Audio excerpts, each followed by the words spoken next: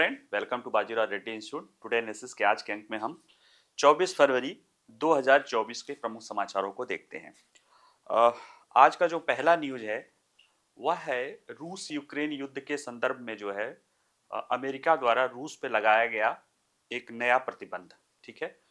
क्यों लगाया गया है उसके पीछे जो वजह है कि 24 फरवरी 2022 को रूस ने यूक्रेन पर हमला किया था, तो उसका 2 साल बीत रहा है और ऐसे में परिस्थितियां ऐसी दिख रही हैं कि यूक्रेन कई सारे महत्वपूर्ण जो है शहरों को हारता जा रहा है। ऐसे में रूस पे जो है प्रतिबंध, आर्थिक प्रतिबंध लगाने का प्रयास जो है अमेरिका द्वारा किया जा रहा है, खास तौर से जबकि यूक्रेन को आर्थिक सहायता देने में जो है जो बिडेन प्रशासन नाकाम हो रहा है, क्योंकि अमेरिका की जो है कांग्रेस का जो निचला सदन है वहां पे इस प्रस्ताव को रोका रखा जा रहा है। ठीक है, तो इसको हम देखेंगे। दूसरा है इजराइल हमास युद्ध के संदर्भ में है, क्योंकि हमने आपसे वादा किया था जब भी इजराइल हमास युद्ध में कोई टर्निंग पॉइंट आएगा तो जरूर हम आपको बताएंगे।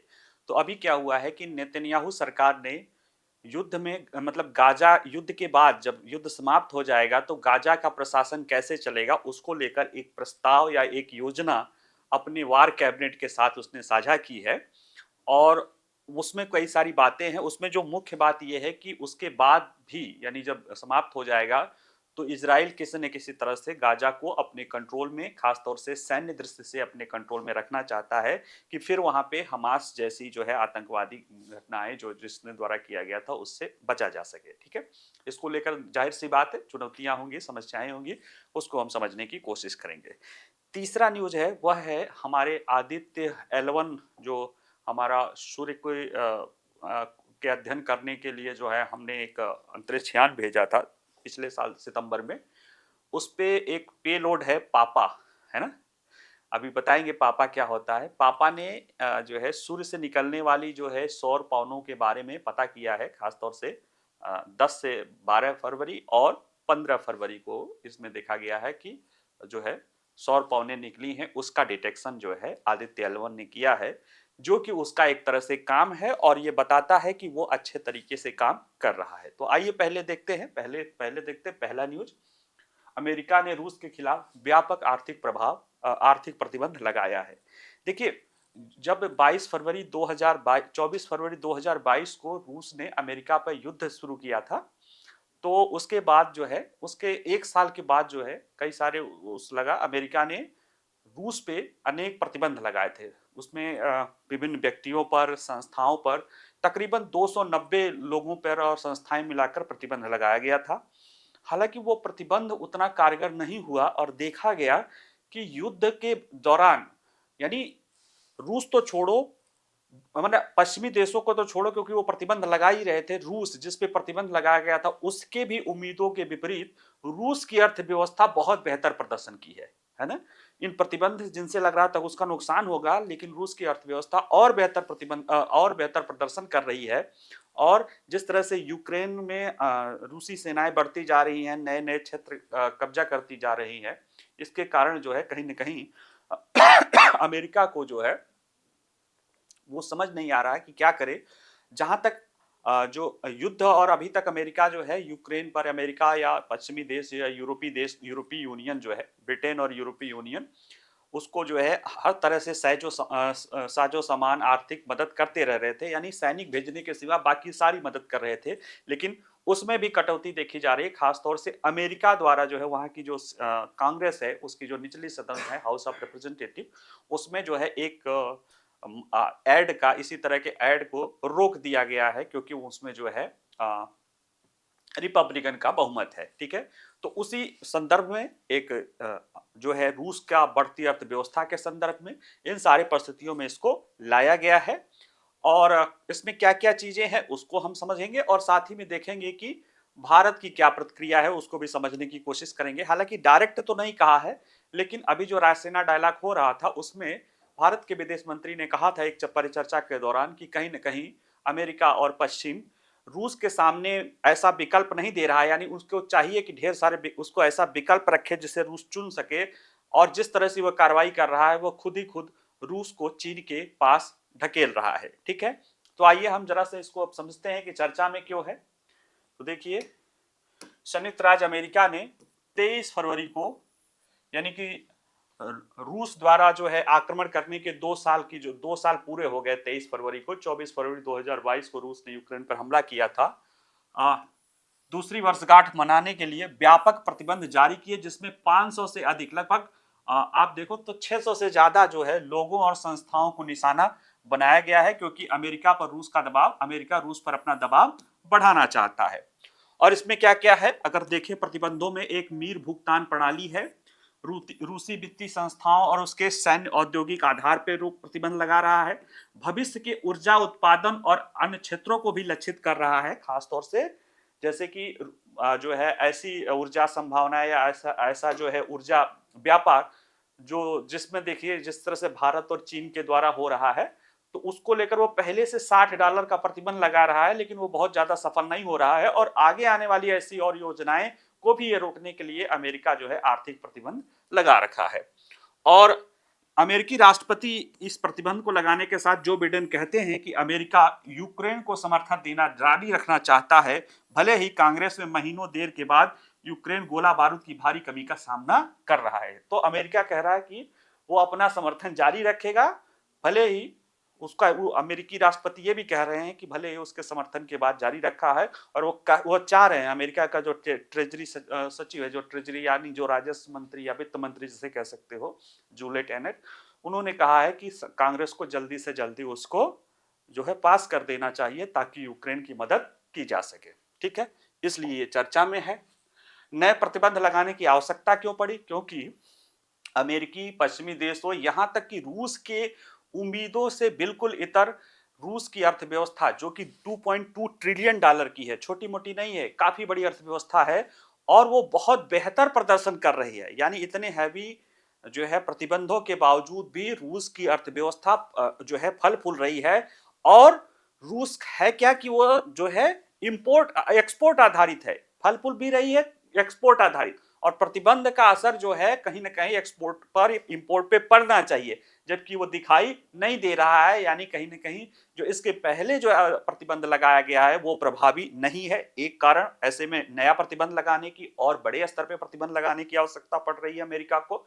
दूसरा, जो अमेरिका और पश्चिमी देश की जो संसाधन है, उनकी भी स्थिति जो है रूस पे और प्रतिबंध और इस तरह के चीजों के कारण उनकी भी संसाधन चुकते जा रहे हैं। कई सारे, जैसे जर्मनी में, ब्रिटेन में और कई सारे देशों में आर्थिक जो है कहीं ना कहीं स्थिति जो है डगमग हो रही है। और अमेरिका जो अब तक काफी पैमाने पर जो है यूक्रेन को आर्थिक मदद कर रहा था, उसकी सेनेट ने, उसके निचले सदन ने जो है एक बड़े सैन्य जो है आर्थिक सहयोग को यूक्रेन के रोके रखा है। ऐसे में अमेरिका चाहता है कि रूस जो बढ़त एक तरह से अभी बढ़त दिखाई देने लगी है, वो चाहता है कि रूस के बढ़त को रोका जा सके और यूक्रेन पर रूस के आधिपत्य को रोका जा सके। इसको लेकर अमेरिका इस चीजों को आगे बढ़ाना चाह रहा है। पहला कि जो उसके द्वारा अब तक के प्रतिबंध लगाए गए वो अप्रभावी दिख रहे हैं, उसके बावजूद भी रूस लगातार बढ़त हो रहा है। और जो अभी वो सैन्य दृष्टि, जो आर्थिक दृष्टि से यूक्रेन की मदद नहीं कर पा रहा अपने कांग्रेस के कारण, अपने सदन, अपने संसद के, यानी जो उसका संसद उसको कांग्रेस बोलते हैं, उसके कारण नहीं कर पा रहा है। ऐसे में वो रूस पर प्रतिबंध लगा के रूस को कमजोर करना चाहता है ताकि वो इस तरह की कार्रवाई से आगे न बढ़े और वो पीछे हट जाए। ठीक है, ये इसका उद्देश्य है। इसमें क्या क्या शामिल है तो देखिए, ट्रेजरी विभाग जो है उसका, वित्त मंत्रालय है, वो लगभग 300 लोगों और संस्थाओं पर प्रतिबंध जारी किया है। विदेश विभाग 250 से अधिक प्रतिबंध जारी कर चुका है। वाणिज्य विभाग 90 से अधिक। यानी ये कुल मिला के देखा जाए तो 300, 250, 550 यानी 640 से ज्यादा प्रतिबंध व्यक्तियों, संस्थाओं पर लगाया गया है। और एक वर्ष पहले ठीक 24 तारीख को जो लगाया गया तो उसमें 290 जो है व्यक्तियों और संस्थाओं पर प्रतिबंध लगाया गया है। और यह संयुक्त राज्य अमेरिका की ओर से लगाए गए प्रतिबंध यूरोपीय संघ के सदस्य देशों और ब्रिटेन की साझेदारी में लगाया गया है। ठीक है, और यह प्रतिबंध और जो इसके पहले प्रतिबंध है, ये दोनों रूस द्वारा यूक्रेन पर किए गए हमले के विरोध स्वरूप जो है लगाए गए हैं, जो कि 24 फरवरी 2022 को किया गया था। अब इस प्रतिबंध में अगर देखा जाए जो मेन है तो सबसे बड़े है कि नए भुगतान प्रणाली पर प्रतिबंध लगाया गया है। देखिए, उसमें जैसे जब प्रतिबंध लगाया गया था तो कई सारे जो है भुगतान प्रणालियों ने अपना रोक रखा था, लेकिन एक मीर पेमेंट सिस्टम है जो अमेरिका के नेशनल पेमेंट कार्ड सिस्टम द्वारा ही चलता है, उसी से समर्थित है। उसने अपना जो है कार्रवाई नहीं रोका, जिसके कारण वो अभी भी संचालित हो रहा है विदेशों में भी, और वहां भी उसके द्वारा पेमेंट हो रहा है। तो अमेरिका ने अब उस पर भी प्रतिबंध लगाया है। दूसरे, अनेक रूसी बैंकों और पेमेंट चीजों पर भी इस पे रोक लगाया है। यानी देखिए, रूसी बैंकों, निवेश फर्मों, उद्यम पूंजी कोषों, फिनटेक कंपनियों में भी निशाना बनाया गया, जिसमें एसपीबी बैंक भी शामिल है। और ये एसपीबी बैंक जो है रूस की एक प्रमुख stock exchange, SPB stock exchange का ही स्वामित्व का ये बैंक है, और वह विदेशी शेयरों की खरीदारी करती है। तो इस तरह से इस पे रोक लगाया गया है ताकि जो अभी तक अप्रभावी हो रही थी भुगतान प्रणाली पर रोक, उसको रोका जा सके। और इसमें क्या शामिल है? रूस की भविष्य की ऊर्जा परियोजनाओं पर प्रतिबंध है। अमेरिका, जैसा कि उसको लगा था कि ये प्रतिबंध जो $60 प्रति बैरल वाला प्रतिबंध है, उस पर रोक लगाया जा सकता है, उसके रोक लगाने से रूस जो है नीचे आ जाएगा, उसकी स्थिति खराब हो जाएगी। लेकिन हुआ उसका उल्टा। हुआ यूं कि भारत ने जो है रूस के साथ तमाम दबावों के बावजूद जो है रूस के साथ अपना पेट्रोलियम लेना शुरू कर रखा था, और रूस ने उसको भारत को हैवी डिस्काउंट दिया, यानी $60 से नीचे का डिस्काउंट दिया। तो ऐसे में जो है कहीं ना कहीं भारत को लाभ हुआ, और यहां तक कि भारत जो है रूस का सबसे बड़ा जो है, रूस जो है भारत का सबसे बड़ा ऊर्जा आयात करने वाला देश हो गया। और उसके आयात के जरिए ही हजारों अरब डॉलर रुपए जो है, कई हजार यानी 50-60 अरब डॉलर जो है रुपए जो है डॉलर जो है भारत ने अपने विदेशी मुद्रा को बचाया। साथ ही साथ इसके भारत के साथ साथ चीन ने भी वही काम शुरू कर दिया, और उसके पहले से भी कर रहा था, लेकिन उसको भारत के साथ शुरू किया तो चीन ने भी उसी साथ शुरू कर दिया। और इन दोनों के प्रभाव के कारण सबसे ज्यादा और सबसे दूसरा, पहला नंबर 1 नंबर 2 दोनों दुनिया की सबसे ज्यादा ऊर्जा आयातक देश हैं। ऐसे में इनके द्वारा आयात करने के कारण, हैवी रूप से आयात करने के कारण रूस की अर्थव्यवस्था पूरी तरह से रिसाइलेंस या मजबूती दिखा रही थी। और जो रूस को जरूरत थी, जो वो यूरोप से आयात कर रहा था, वह भारत, चीन आदि देशों से, ईरान आदि देशों से वो आयात करके अपना काम चला लिया। तो पहले से उसकी अर्थव्यवस्था अच्छी हो गई। ये कहीं ना कहीं अमेरिका को सोचने पर मजबूर किया, और अब उस सोच रहा है कि ऐसे प्रतिबंध लगाए जाएं जो भविष्य से रूस के ऊर्जा निर्यात को दिया जाए। जैसे एक योजना है रूस के साइबेरिया में, आर्कटिक 2 का एलएनजी परियोजना। इसको लक्ष्य किया गया है कि इसमें रूस आगे न बढ़ सके, उसके लिए जो है एक कंपनी है जदा जहाज निर्माण कंपनी है, जो तकरीबन 15 जहाज, एक ऐसे टैंकर, सीएनजी टैंकर बना रही है जो आर्कटिक क्षेत्र में काम कर सके। उस पे प्रतिबंध लगा रहा है कि ताकि वो आर्कटिक से एलएनजी निर्यात न कर सके। और वह जैसे अमेरिका जो है भारत और चीन जैसे देशों को जो आयात होता है, वो आयात रूस अपने टैंकरों के जरिए कर रहा है। ऐसे में ये रूसी टैंकर के फ्लीट को रोकना चाह रहा है, ताकि रूस से होने वाले तेल निर्यात को महंगा बनाया जा सके, या उस पर रोक लगा के रूस को मजबूर किया जा सके कि वो यूक्रेन में अपनी कार्रवाई को रोक दे। अब जब जहां तक इस प्रतिबंध की बात है, तो इसका क्या प्रभाव पड़ेगा, क्यों नहीं पड़ेगा, वो तो बात की बात है। लेकिन इसको लेके भारत के विदेश मंत्री ने अभी जो रायसाना डायलॉग्स जो है कल खत्म हुआ है, उसी में दौरान एक चर्चा के दौरान उन्होंने कहा कि कहीं ना कहीं अमेरिका और पश्चिमी देश रूस के सामने, रूस को लिए और विकल्प देने चाहिए जिसको वो चुन सके, है ना। जैसे आपका कोई प्रतिद्वंदी है, या आप अगर उसको उस चीज को समाप्त करना चाहते हैं, उस संघर्ष को समाप्त करना चाहते हैं, तो सिर्फ आपको कई सारे विकल्प देने चाहिए जिससे रूस उसको क्या करे, उसको चुन सके। और दूसरा ये कहा कि अगर पश्चिमी देश इसी तरह का व्यवहार करते रहेंगे तो वह रूस को चीन के और करीब धकेल देंगे। और अभी जैसे अमेरिका जिस चीन के काउंटर करने के लिए या मुकाबला करने के लिए कोशिश कर रहा है, और हालांकि देखा जाए तो चीन आर्थिक दृष्टि से अमेरिका को मुकाबला करने में देने में सक्षम है, लेकिन अभी भी सैन्य दृष्टि से वो इतना मजबूत नहीं है कि अमेरिका का मुकाबला कर सके। जबकि रूस सैन्य दृष्टि से मजबूत है अमेरिका का मुकाबला करने के लिए, लेकिन आर्थिक दृष्टि से उतना मजबूत नहीं है। ऐसे में अगर अमेरिका और रूस और चीन की आपस में गठजोड़ और मजबूत हो जाती है, तो वह कहीं ना कहीं अमेरिका के और पश्चिमी देशों के लिए और ज्यादा गंभीर खतरा हो जाएगा। ऐसे में भारत कह रहा है कि वो और विकल्प दे ताकि रूस उसको चुन ले, और जो चीन का माइंड गेम है उसके माइंड गेम का शिकार दुनिया न हो। ठीक है, तो ये रहा, इसको थोड़ा समझ लिए। अगला जो देखें तो इजराइल और हमास संघर्ष। 7 अक्टूबर की जो घटना थी, हमास की बर्बरतापूर्ण कायरतापूर्ण आतंकवादी घटना, उसके बाद इजराइल ने गाजा पे जो है युद्ध छेड़ रखा है, इस लक्ष्य से कि वो हमास को पूरी तरह से समाप्त कर देगा।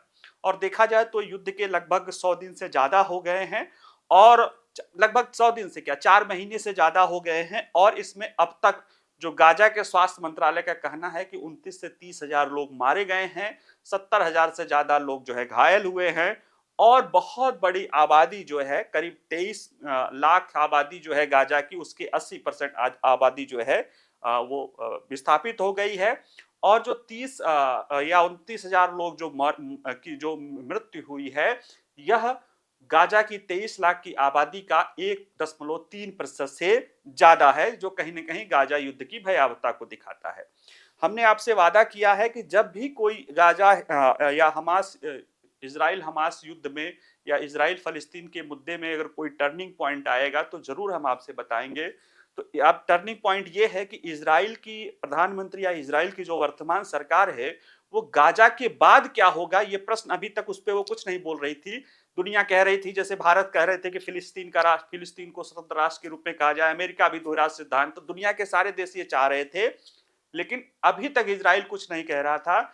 अभी इजराइल ने जो है कल ही एक प्रस्ताव दिया है कि गाजा के युद्ध के जब गाजा को में से हमास को समाप्त कर लेगा, तो वह गाजा को सैन्य दृष्टि से अपने नियंत्रण में रखेगा, और वहां के प्रशासन को जो है वो ऐसे चुने हुए फिलिस्तीनियों को देगा जिनका किसी भी ऐसे देश जो इजराइल के दुश्मन देश हो या उसको आतंकवादी समर्थक कर रहे हैं उन देशों से समर्थन न हो।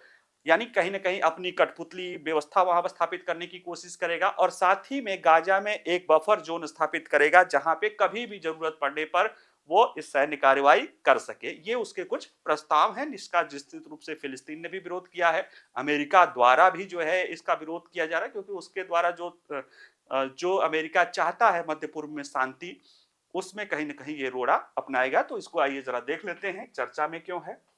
चर्चा में इसलिए है कि पहली बार इजराइल प्रधानमंत्री बेंजामिन नेतन्याहू ने गाजा की युद्धोत्तर योजना के अनुसार इजराइल गाजा पट्टी में सुरक्षा और नागरिक मामलों पर खुला नियंत्रण, ओपन नियंत्रण चाहता है। और हालांकि फिलिस्तीनी नेताओं ने जो अमेरिका द्वारा गाजा के लिए उल्लिखित दृष्टिकोण, यानी वो क्या दृष्टिकोण है कि अमेरिका चाहता है कि जो फिलिस्तीन है, गाजा और वेस्ट बैंक दोनों, उसका प्रशासन जो है फिलिस्तीनी लोगों के हाथ में हो, एक स्वतंत्र देश के रूप में हो, द्विराष्ट्र सिद्धांत की बात है, उसको देना चाहता। उसके विरोध में होने के कारण इसने तुरंत क्या कर दिया, खारिज कर दिया। और कहीं ना कहीं ये जो प्रस्ताव है यह अमेरिका, जो उसका कह सकते हो कि सबसे निकटस्थ सहयोगी है, उसके प्रयासों पर पलीता लगाएगा, और उसके लिए जो है उसमें ये तनाव बढ़ने की इससे संभावना है। ठीक है, तो आइए चलिए देखते हैं कि इस युद्धोपरांत गाजा के को लेकर नेतन्याहू का दृष्टिकोण क्या है, या जो उसमें प्रस्ताव क्या है। तो देखिए, नेतन्याहू की योजना पहली बार औपचारिक है जो युद्धोपरांत दृष्टिकोण प्रस्तुत किया गया है, और इसमें दोहराया गया है कि इजराइल 2007 में गाजा पट्टी पर कब्जा करने वाले आतंकवादी समूह हमास को कुचलने के लिए प्रतिबद्ध है। ये 7 अक्टूबर नहीं, वर्ष 2005 में पहले इजराइल का गाजा पे शासन था, और उस 2005 में एक शांति समझौते के साथ इजराइल जो है गाजा से हट जाता है, और वहां पे चुनाव होता है, और जो फिलिस्तीनियन अथॉरिटी जो है वहां पे चुन ली जाती है। हालांकि 2 साल के अंदर हमास के लोगों ने उसको फेंक के वहां पे सत्ता स्थापित कर ली थी। तो वही इजराइल कह रहा है कि 2007 में गाजा पट्टी पे जो आतंकवादी, यानी जिसे हमास है उसको आतंकवादी कहते हैं, उसकी पुनरावृत्ति नहीं आ गई, उसको पूरे तरह से कुचलने के लिए क्या है, प्रतिबद्ध है। नेतन्याहू की योजना किसी भी सुरक्षा खतरे को विफल करने के लिए युद्ध के बाद असैन्यकृत गाजा में इजरायली सेना के लिए कार्रवाई की स्वतंत्रता का आह्वान करती है और कहा गया है कि इजराइल गाजा के अंदर एक बफर जोन स्थापित करेगा जिसमें इसे इसकी तरह कोई भी समस्या होगी तो इजराइल की सेना वहां पे जा सकती है। साथ ही गाजा को एक स्थानीय अधिकारियों द्वारा शासित किया जाएगा जो आतंकवाद का समर्थन करने वाले देशों या संस्थाओं के साथ न पहचान रखते हो न ही उनसे पैसा प्राप्त करते हो। ये इनकी योजना है। अब देखा जाए कि जो इनकी योजना है उसको लेकर फिलिस्तीनी प्राधिकरण या जो फिलिस्तीनी सरकार है उसका क्या कहना है, जो वेस्टर्न बैंक पे है, तो उसने इसको क्या कर दिया, खारिज कर दिया। और क्या कहते हुए खारिज कर दिया कि यह योजना उपनिवेशवादी और नस्लवादी है और यह गाजा पर इजराइल को पुनः कब्जे के समान होगा जो कि 2005 के पहले के समय जो है इजराइल का वहां पे कब्जा था। अब देखें कि इसका जो है मध्य पूर्व में जो अमेरिका शांति स्थापित करना चाहता है उस पर क्या प्रभाव पड़ेगा। देखिए, अमेरिका चाहता है कि इजराइल का अरब के देशों खासतौर से सऊदी अरब के साथ संबंध सामान्य हो जाए और अब्राहम अकॉर्ड के साथ सऊदी अरब अमीरात, संयुक्त अरब अमीरात, बहरीन, जॉर्डन के साथ तो उसके वो भी हो गए हैं और लग रहा था कि सऊदी अरब के साथ भी सामान्य संबंध हो जाएंगे क्योंकि आईमेक की जो योजना थी, जो Indo middle east economic corridor की या यूरोप तक जोड़ने वाली, उसमें कहीं न कहीं ये सभी देश शामिल थे। लेकिन 7 अक्टूबर की घटना के बाद इतनी बर्बरा जो आतंकवादी घटना हुई है, इसके बाद जो इजराइल द्वारा जो है कार्रवाई की जा रही है उसने कहीं न कहीं इसको पलीता लगा दिया है। हालांकि अमेरिका चाह रहा है कि वहां पे स्थायी शांति स्थापित हो जाए, उसके लिए जरूरी है कि फिलिस्तीन एक स्वतंत्र राष्ट्र के रूप में स्थापित हो। तो ऐसे में अब यह है कि ये जो आएगा यह अमेरिका की फिलिस्तीन देश की दिशा में एक कदम के रूप में गाजा और वेस्ट बैंक दोनों पर संशोधित फिलिस्तीन प्राधिकरण के शासन के सपने को क्या कर देगा, चकनाचूर कर देगा। और अमेरिका ऐसा क्यों चाह रहा है, क्योंकि इजराइल और अरब क्षेत्र की प्रमुख शक्ति सऊदी अरब के बीच वह चाह रहा है कि बेहतर संबंध स्थापित हो जाए जो उस क्षेत्र के दीर्घकालीन शांति के लिए जरूरी है।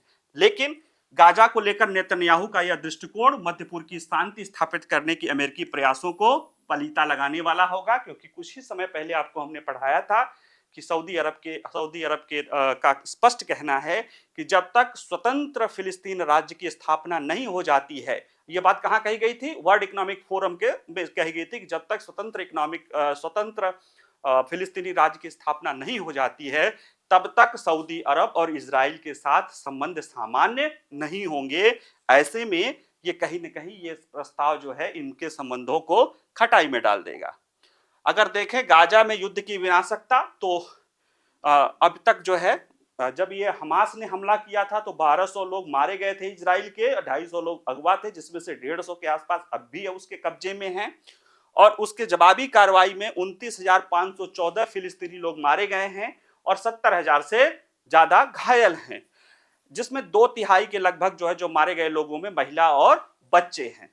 जहां तक इजराइल का कहना है कि इन मारे गए लोगों में उसमें से जो है 10,000 जो है क्या है, हमला उसने हमास के लोगों को मारा है और जल्द ही वो हमास को नेस्तनाबूद कर देगा। ऐसे में संयुक्त राज्य अमेरिका चाहता है कि बार बार कि इजराइल के नागरिकों को नुकसान पहुंचाने के लिए और प्रयास करने का आग्रह करता है कि उसको नुकसान न पहुंचाया जाए और इजराइल में जो है गाजा में होने वाले जो मौतों की संख्या है उसको कम करने के लिए उस पर दबाव बना रहा है। अमेरिका की बात क्यों करें, क्योंकि अमेरिका इजराइल का सबसे क्लोजेस्ट एलाई है, सबसे निकटतम सहयोगी है। वैसे भारत ने भी साफ साफ कहा है कि वो फिलिस्तीन के संघर्ष है और इजराइल में जो आम लोगों की है, कोई भी हो उसमें आम लोगों की जान माल की रक्षा की वो करता है। हालांकि इजराइल का इसको जवाब है कि इस जो आम लोगों की जान जा रही है नागरिकों की, उसके लिए हमास जिम्मेदार है, क्योंकि हमास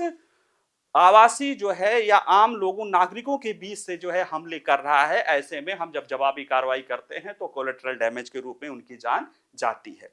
ठीक है, इसी तरह से इसको लेकर एक थोड़ा सा प्रयास भी हो रहा है, क्योंकि अमेरिका चाहता है और भी देश चाहते हैं, कतर भी चाहता है, मिस्र भी चाहता है कि जल्दी से जल्दी युद्ध विराम हो जाए, क्योंकि मुसलमानों का पवित्र महीना रमजान आने वाला है और उसके पहले उस पे प्रेशर अमेरिका चाह रहा है कि इजराइल पर प्रेशर बना के उसे वहां पे युद्ध विराम करा के कम से कम उस महीने के दौरान वहां पे शांति स्थापित कर दी जाए। ठीक है, तो अब जैसे जो होगा फिर हम आगे बढ़ाएंगे।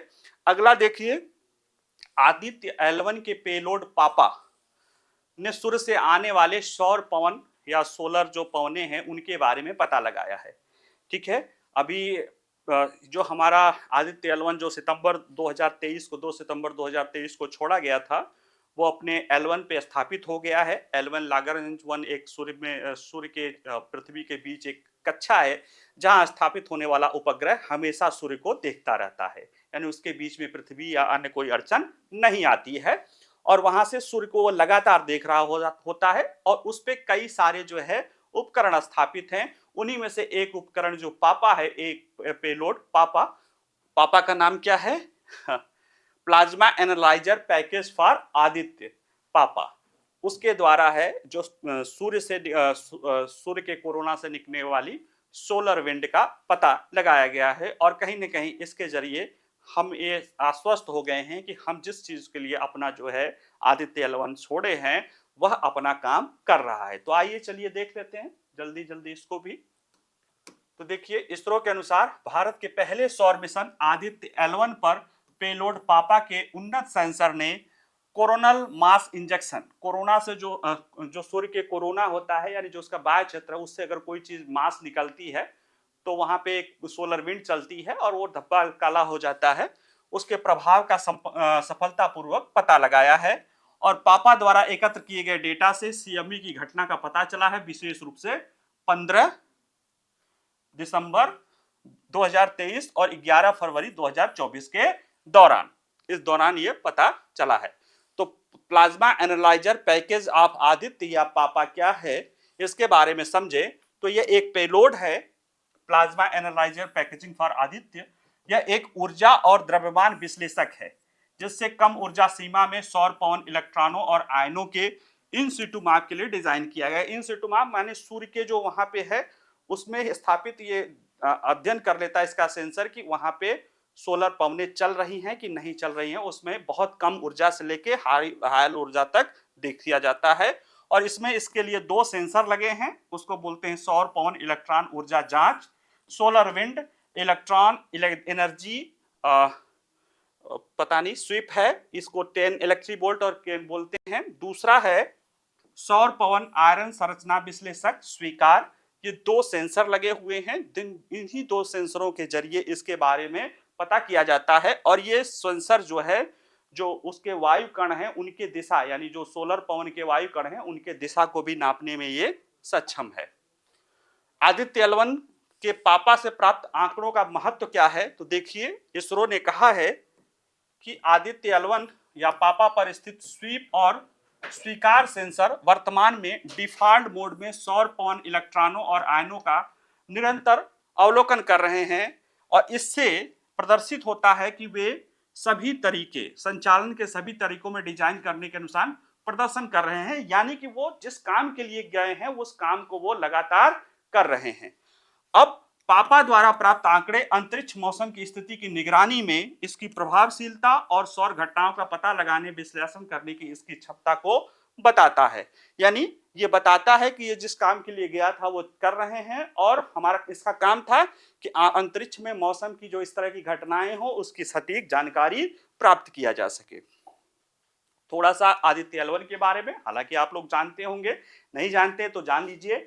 इसरो ने अपने आदित्य L1 को जो है प्रक्षेपण PSLV C57 रॉकेट द्वारा 2 सितंबर 2023 को सफलतापूर्वक किया था और इसको आदित्य हमारा एक्चुअल मिशन है L1 इसलिए कि एक लॉन्गर रेंज 1 एक्चुअल में सूर्य और पृथ्वी के 2 ग्रहों के बीच उपग्रहों की ऐसी 5 जगह हैं जहां पे स्थापित उपग्रह लगातार जो है वो एक तरह से सूर्य पृथ्वी और उसके सापेक्ष वो स्थिर हो जाता है, यानी सूर्य तो घूम रहा है, पृथ्वी भी उसके चक्कर लगा रही है, तो ऐसे में बीच में आ सकता है। लेकिन वह 5 स्थान ऐसे हैं जहां पे रखने के बाद वह एक स्थिर हो जाता है सूर्य और पृथ्वी के गतियों के सापेक्ष। ऐसे में L1 जो है लगभग पृथ्वी से 15 लाख किलोमीटर दूरी पर स्थापित किया गया है आदित्य L1 को, जो वहां से रह के लगातार अपने सूर्य को निहारता रहता है और सूर्य के जो मौसम, सूर्य के जो वातावरण और उसके कोरोना को ध्यान में रखते हुए जो भी उसके मौसम और इस तरह की घटनाएं होती है उसके बारे में लगातार वो पृथ्वी पर मतलब इसरो को सूचनाएं देता रहता है। ऐसे में इसके जरिए कहीं ना कहीं सोलर एनर्जी या जो अंतरिक्ष में सौर घटनाएं होती हैं उनके बारे में बेहतर जानकारी स्थापित की जा सकती है। और इसी तरह की एक जानकारी अभी हाल ही में इसके पेलोड पापा ने दिया है। ठीक है, चलिए आप आज के लिए इतना ही। इसके लिए जो भी पीडीएफ है वो आपको मिल ही जाएगा, उसको पढ़िए, आप लोग नोट्स भी बनाइएगा। ठीक है, नमस्कार।